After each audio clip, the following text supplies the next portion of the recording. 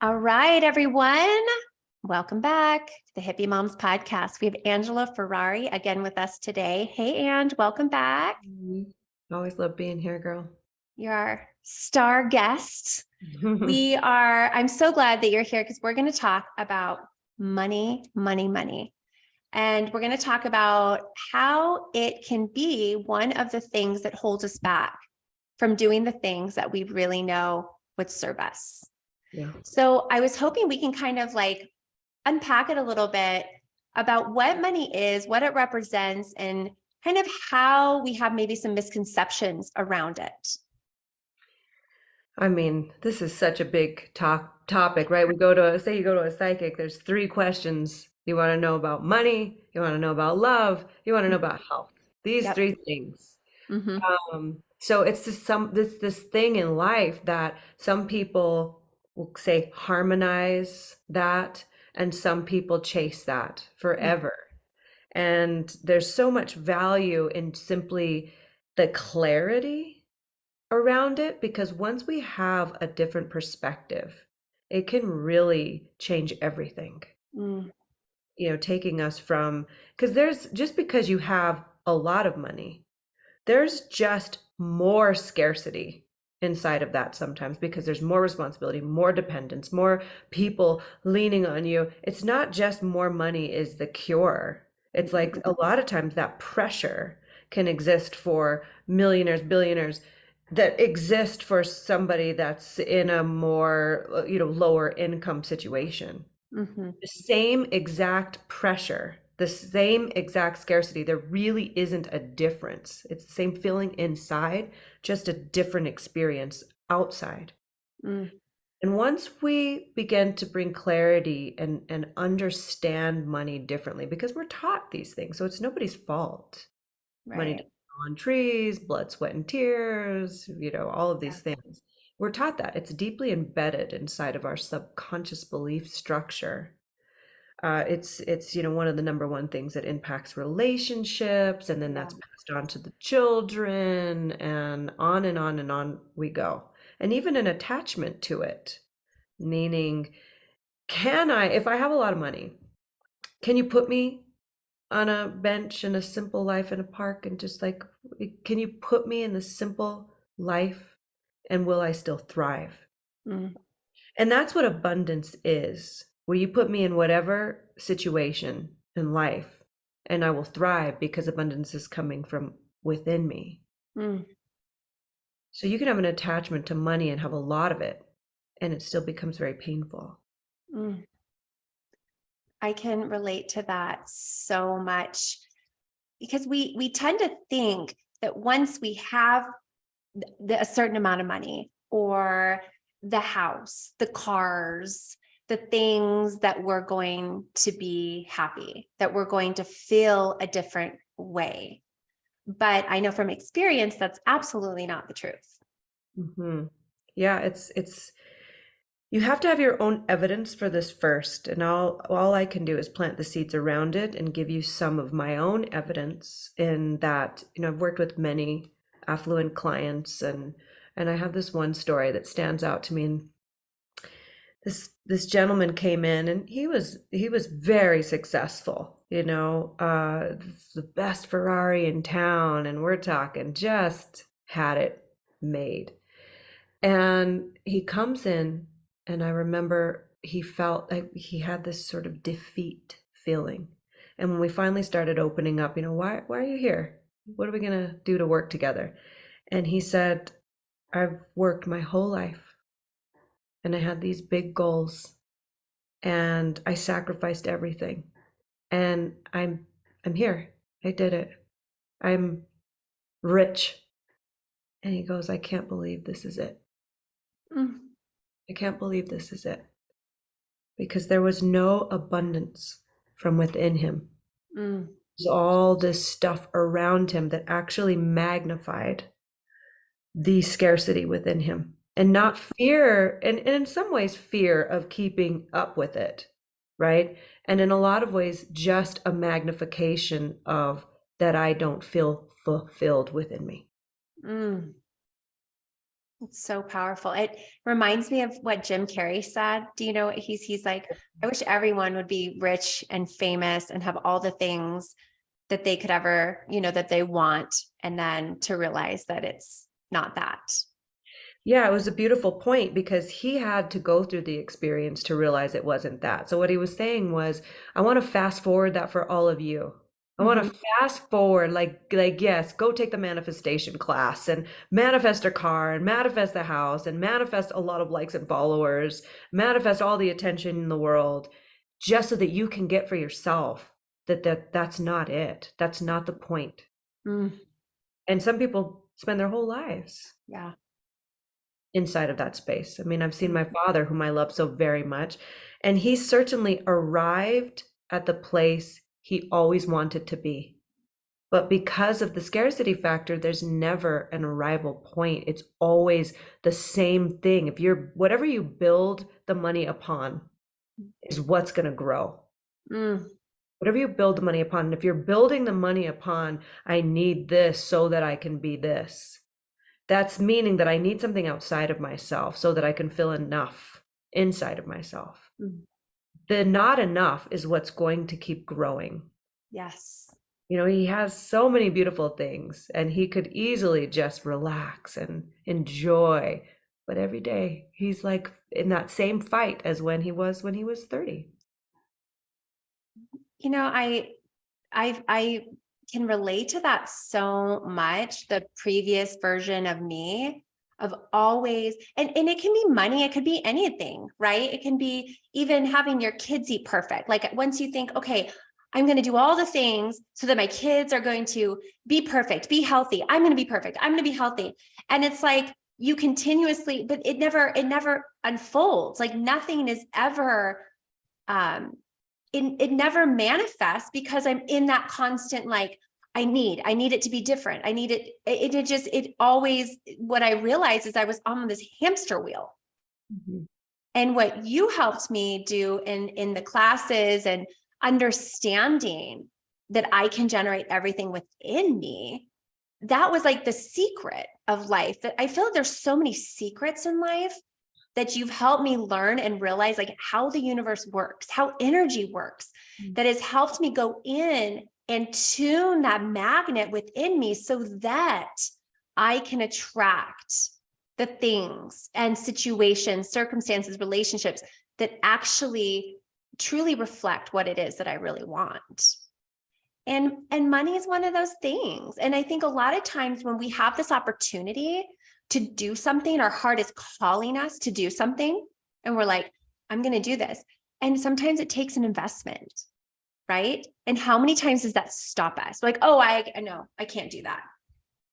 And you automatically just close the door to opportunities because of the scarcity that you continue to um, create in your life. Yeah. So some amazing points, and I'm going to touch on some things that you said there. And one thing is, let's not get it twisted. I love abundance and money within that field. Like I love that. I love nice things and nice places and nice experiences. The point of this conversation is that that is what is automatically drawn in when there's an abundant feeling within. And Mm, it's never the thing that we want. You never want a thing. You want how you believe that thing will cause you to feel. And mm, that's really what you don't want. Paper. Money's paper. You don't want a piece of paper. You want what you believe money will cause you to experience. So these codes, these secret universal codes that you're talking about, this is where science is even colliding in here. We have evidence of what this tuning within us causes outside of us. There's so much data now. And let me get clear on what I mean by data. I love logical conversation. I love to ground things. I don't like to keep things woo woo, even though I'll be the first in line for a woo woo conversation. Don't get me wrong. But I want to ground it. That's why a lot of men too get attracted to this work because they like to, okay, I get it, but I got to pay my bills. So can you just ground this for me?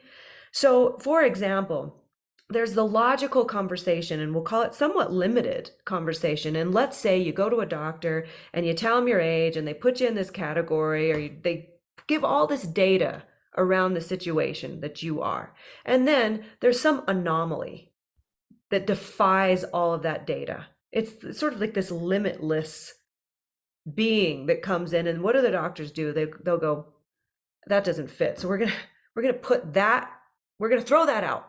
Yeah.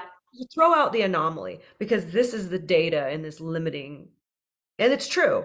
That is true. But now there's enough anomalies that have created their own data that can no longer be ran from. Like, you can't run away from this anymore. It's data. It's factual. That truly, in order to draw in what you really want, what your soul wants, back to Jim Carrey's point, you never even wanted all of that stuff. You wanted what you believed it would cause you to feel, and that's not going to cause you to feel what you want to feel. Right. So now when it comes to releasing money to invest in self, like releasing money, what people often will do, if it's not logical, especially like it's not this trip, or it's not for my business or my kids, or it's this space that's sort of unknown to me, this space that's like just for my self-development. I don't know, that doesn't make sense to me. And that has a deep rooted unworthiness thing to it, because what we get fixated on is the money going out. We're trapped in that it's leaving us. Yeah.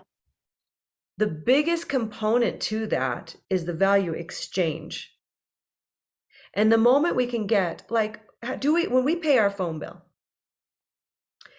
you don't mind, it's your phone bill, because there's a value exchange. You're going to use this item, and this is what's going out, and that's the honor, and that's coming in, and that's going out, and that's coming in, and that's going out. When you start to tap into these self-developmental spaces, and you invest knowing that there's an exchange coming back into you, that money will grow in tenfold.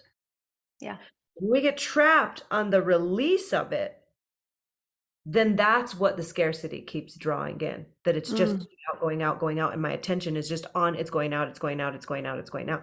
But the wise people that have cracked these codes know that the moment I get the clarity on the value exchange, that money has no choice but to grow. It's so interesting that it's such a different perspective than so many of us hold, because we do focus on money going out, not enough coming in.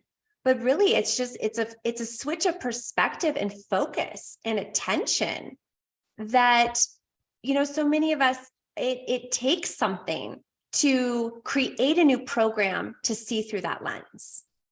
There is nothing more valuable than that in the world. Yeah. In fact, it's quite priceless, because even the affluent people, like very extremely affluent people that I've worked with, they have difficulty investing in themselves.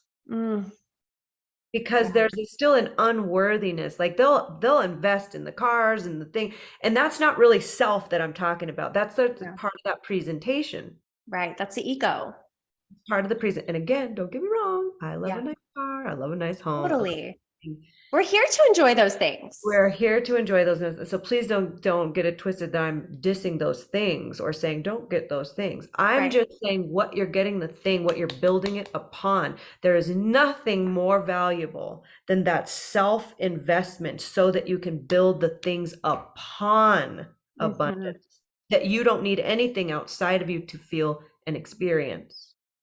And that to me is I think one of the things that we're reprogramming as mothers, as women, is this, feeling that we are valuable, that we do, quote unquote, deserve to invest in ourselves, to grow, because so much of us, we want to make sure everyone else is taken care of, and with that, we're showing up with our cups half empty.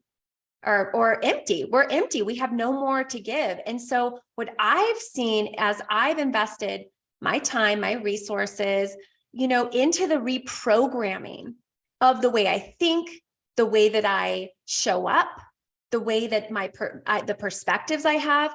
It's like I'm a completely different human and almost superhuman in a way. It's like things that have happened. And I want that from mothers so much, because what happens is you start to show up for your family and your kids, and things just start to literally change and shift in ways that you could never imagine. I mean, for one, my home used to be, you could cut the tension with like a knife. I was walking on eggshells, not wanting my kids to erupt, wanting everything to be perfect, this and that.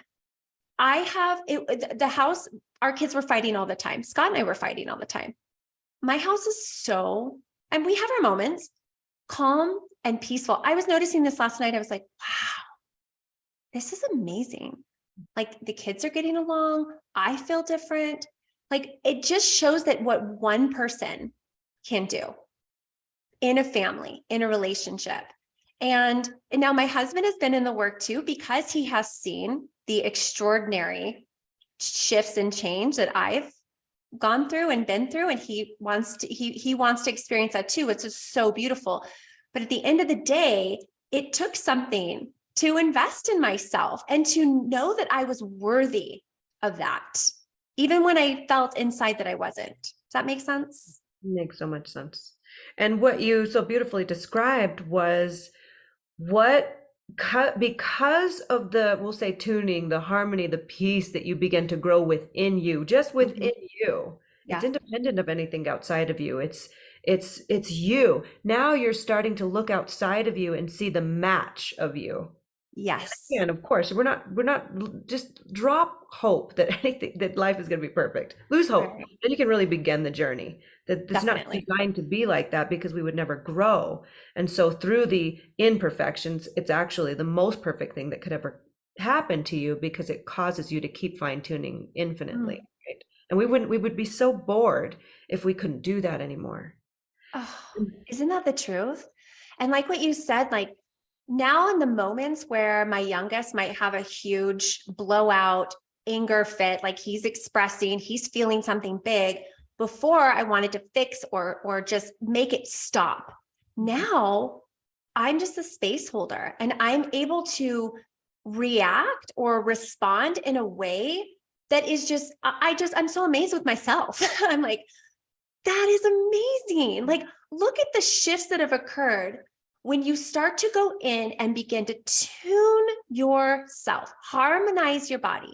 And that's exactly what, these classes that Angela and I were actually leading one for moms specifically, because of when mothers come in and we start to tune ourselves, we start to really go in and start to understand the simple tools and ways that we can actually, I would say, tune ourselves, harmonize ourselves, right? Then it just unfolds in our family. It's like, then our family starts to mirror that back to us. Well, here's something so powerful. Okay. The beauty of being a mother. There's a force because of the love and the bond to the child. There's a force that sort of supersedes your own personal desire, ego, whatever you want to call that. And when you begin to tune into self, like make that the vow, the ripple effect of what it causes in your children, and really, I mean, let's go a little deeper, ancestral healing, because this stuff gets passed down and passed down and passed down. And when you do not tend to yourself, your children won't have anything to witness. They're not interested in this, persona. Here's what you say, here's what you do, they sense how you are feeling. They sense if there's insecurity. They sense if you're not tuned to your own power within. That's what they pick up on. And then it keeps moving from generation to generation until there's one brave soul that breaks that entire thread. Yeah. Now, due to your courage of putting that, what I like to call oxygen mask, on yourself first, because that's a trick with mothers, right? Yeah.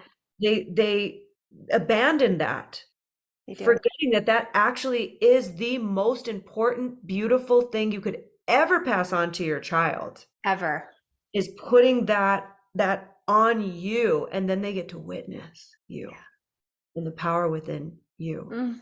It's so And that beautiful. that changes the planet. It changes everything. Changes everything.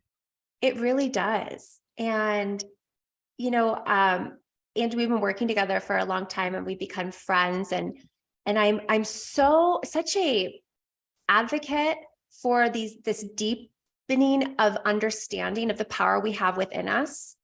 And that's why I came to you. I was like, I really wanted to put together a class for mothers, like for mothers, that we can commune, that we can be a collective to transcend together, to heal ourselves, to heal our children. And like the ripple effect that goes on from there is just so beautiful and so powerful.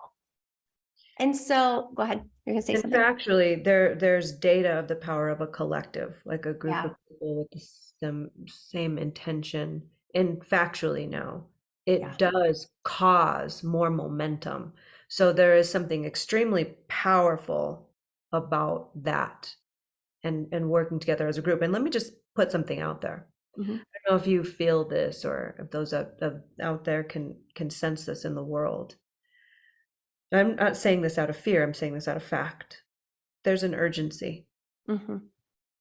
There's no more time for delay. Yeah. It's time. There's an urgency on the planet. Yeah. Cause a shift. Yeah. And it starts with you. Yep. Yeah. I feel it. Yeah. And I'm ready. I'm ready for the call. And I know that if there's anyone here that feels that in their heart, they're like, oh yeah, I feel that. Then join us. Yeah. Join us. It's a 12-week, right? 12 sessions. We're going to be holding them on Wednesdays. We start March 29th. And we're going to go 12 weeks together, which is a good amount of time for integration of a lot of the tools that we learn and kind of having enough space and time for the journey to truly take hold and to start to not only learn these incredible simple tools, but to like integrate and reprogram the subconscious, the part of us, right? It's like this, I kind of like to think of it like when you're tuning like a guitar, like at first it doesn't sound great, right? You know, it's kind of sharp sounds. You're like, ooh, kind of what happens. You start to tune and you're like, oh my goodness. And then it starts to harmonize. And that's when you get into your like, oh yeah. If taking the first step into something like this, where the reason why it's 12 weeks long is because we're not interested in learning information, we're interested in integration. Yeah. Integrating it, which means this is a way you're being in the world. There is no way you won't cause a shift in your life that will be viewed as priceless. It will be viewed as priceless because you'll start to see for yourself and get your own evidence that there is nothing more important than that in the world and for your children. Yeah, it's everything. Mm-hmm. And I am so excited. Yeah. It's going to be so cool, you know, and just creating this collective of women and who knows what else, where we can go from there. So I'm going to have the information in the show notes. And thank you so much. This was such a beautiful conversation. I just think there's so many beautiful seeds that are planted and ideas and deeper understandings that our listeners can really, you know, just sink in and move forward with. Yeah, it's my honor. Thank you. All right, everyone. We'll catch you on the next Hippie Moms podcast. Bye.